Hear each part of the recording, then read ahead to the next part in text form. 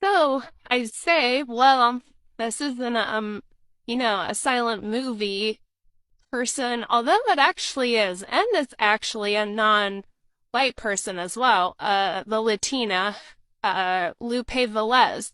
She started in Silence with D.W. Griffith. She did quite well. It's like the tail end of the Silence. And she transitions, which is pretty cool for somebody with an accent because they were looking for any reason to throw out anybody when the talkies came.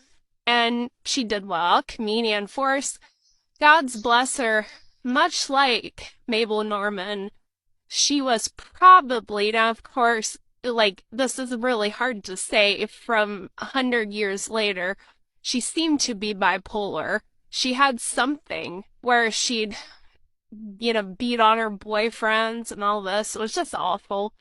And she seemed to like alcohol a little too much, also, like Mabel Normand. In fact, the only thing those two did have in common is Mabel didn't kill herself and Lupe did not have TB.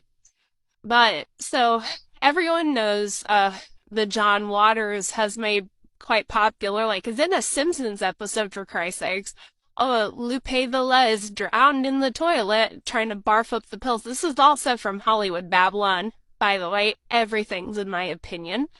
But they say she tried to barf up the pills she took to kill herself when she was pregnant out of wedlock and drowned in the toilet or died with her head in the toilet, however you want to word that. And for many years, this was just taken as fact because there were no, for some reason, when it comes to Hollywood shit, this is not unusual. There was no photo from the crime scene. While some authors found it a few years ago, it's really, really cool.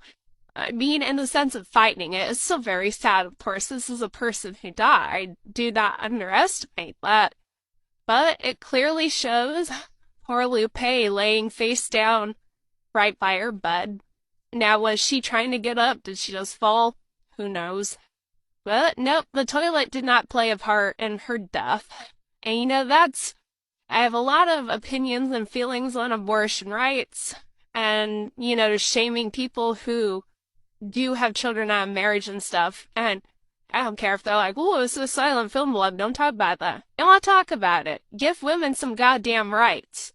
I mean, if Lupe had felt she could deal with this and not lose her film contract, if she could not shame her family, I don't think she would have went that route. But I'm sure the mental illness she suffered did not help as well.